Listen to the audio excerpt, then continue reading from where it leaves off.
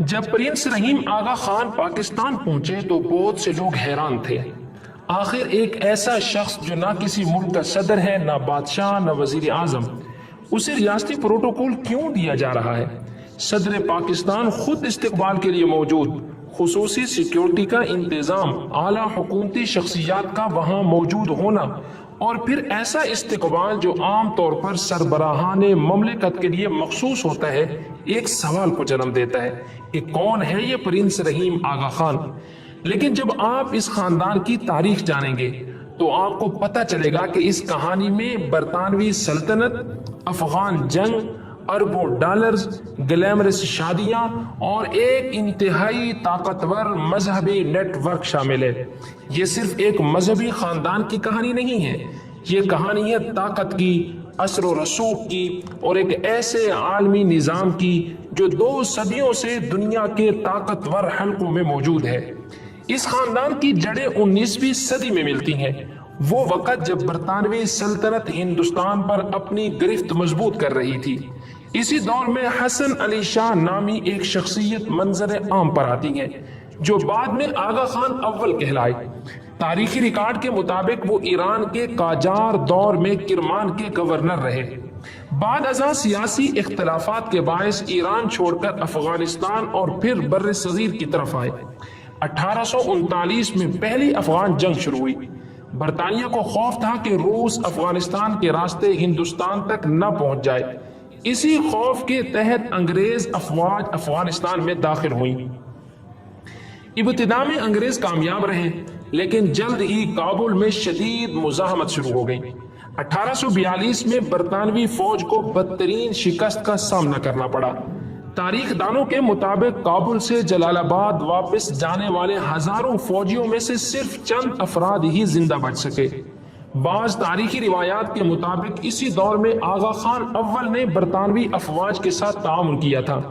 اس کے کچھ عرصے بعد 1843 میں سندھ کی جنگ شروع ہو گئی۔ برطانوی جنرل سر چارلس نیپیئر نے سندھ کے تالپور حکمرانوں کے خلاف کارروائی کی۔ کئی تاریخی حوالوں کے مطابق آغا خان اول کے برطانوی حکومت کے ساتھ تعلقات اسی دور میں مزید مضبوط ہوئے، اور پھر آہستہ آہستہ برطانوی سلطنت نے اس خاندان کو غیر معمولی سیاسی اور سماجی اہمیت دینا شروع کی۔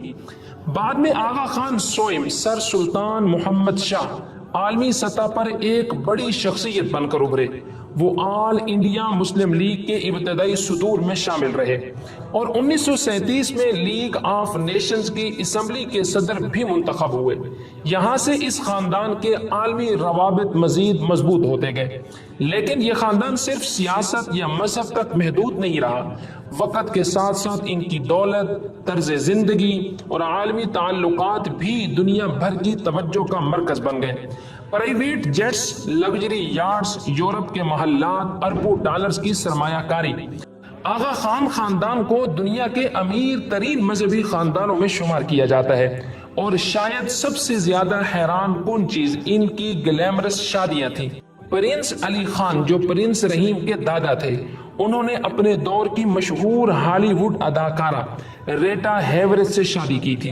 یہ شادی اس وقت پوری دنیا کے اخبارات کی سرخی بن گئی تھی۔ بعد میں پرنس کریم آغا خان، جنہیں آغا خان چہارم کہا جاتا ہے، انہوں نے بھی برطانوی ماڈل سارا کروکر پول سے شادی کی۔ اسی طرح پرنس رحیم آغا خان نے امریکی سپر ماڈل کینڈرا سپیر سے شادی کی، جنہوں نے بعد میں شہزادی سلوہ کا نام اختیار کیا۔ فیشن، شاہانہ تقریبات، عالمی شخصیات سے تعلقات، یہ سب چیزیں اس خاندان کو دنیا کے دیگر مذہبی رہنماؤں سے بالکل مختلف بنا دیتی ہیں۔ لیکن سوال یہ ہے، آخر ایک مذہبی خاندان کے پاس اتنی بڑی معاشی طاقت آئی کہاں سے؟ اس کا ایک بڑا سبب ان کا انتہائی منظم مالی نظام سمجھا جاتا ہے۔ اسماعیلی برادری میں دسوندہ کا تصور موجود ہے، یعنی کمیونٹی کے افراد اپنی آمدنی کا ایک مخصوص حصہ اپنے مذہبی اور اجتماعی نظام میں جمع کرواتے ہیں۔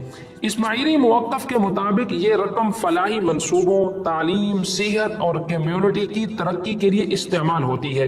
اور حقیقت یہ ہے کہ آج آغا خان ڈیولپمنٹ نیٹ ورک یعنی AKDN دنیا کے درجنوں ممالک میں سرگرم عمل ہے۔ تعلیم، ہسپتال، بینکنگ، ثقافت اور انسانی ترقی کے مختلف شعبوں میں ان کا وسیع اثر و رسوخ موجود ہے۔